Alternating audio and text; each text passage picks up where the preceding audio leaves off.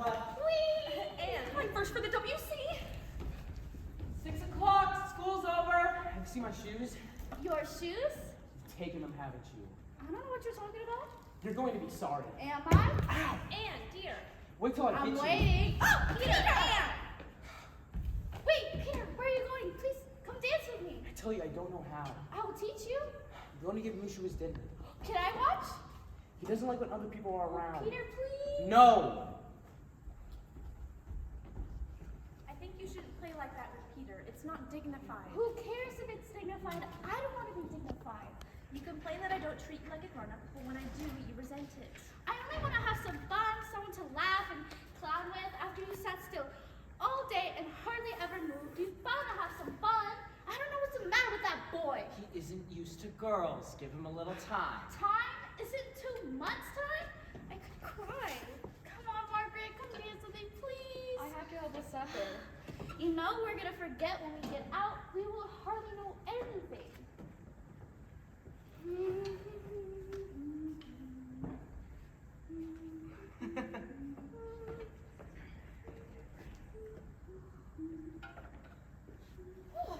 Next, where's Peter? Where would he be? He hasn't done his lessons, has he?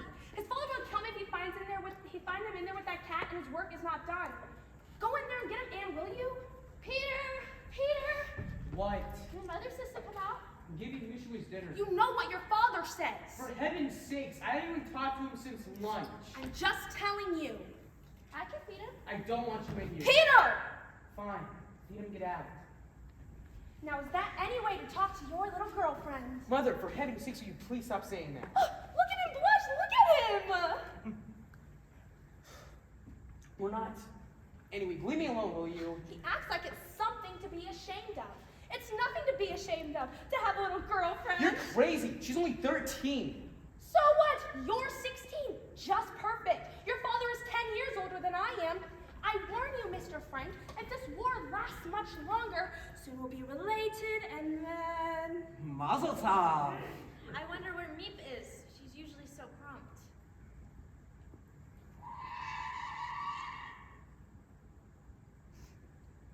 Good evening, everyone. Forgive me if I don't stay. I have a friend waiting for me in there. Tom Cat. Some people might say that we look alike, but Tom has the most beautiful whiskers, and I only have a little bit of fuzz.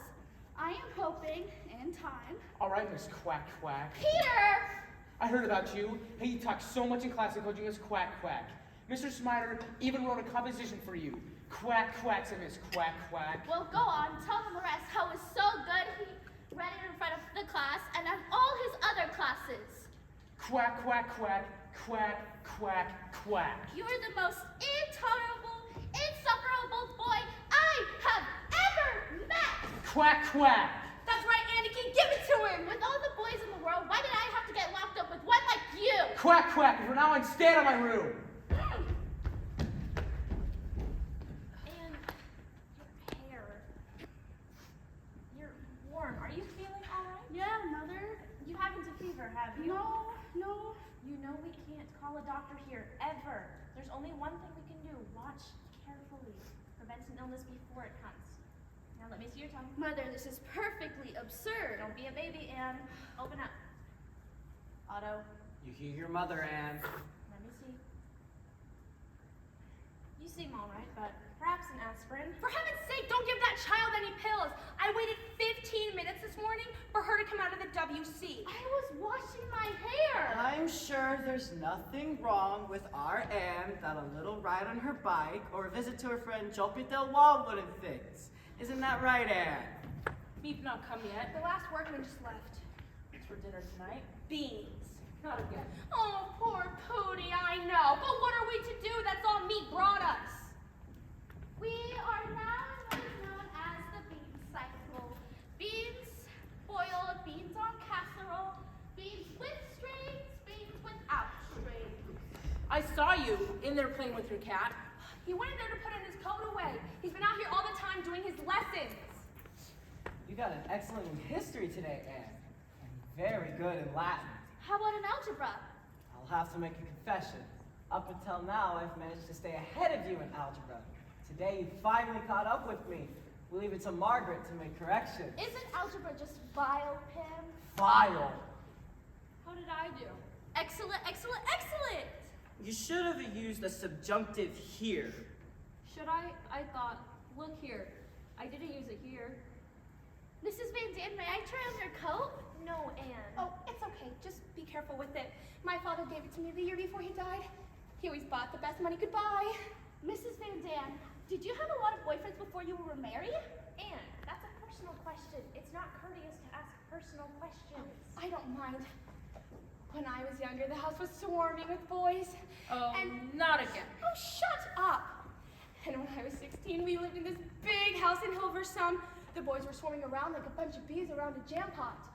And when I was 16, we wore our skirts very short those days.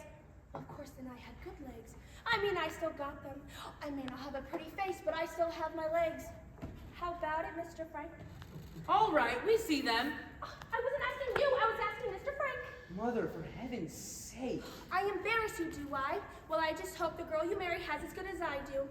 My father worried about me, but he told me if the boys ever try to get fresh, to say, remember Mr. So-and-so, remember I'm a lady.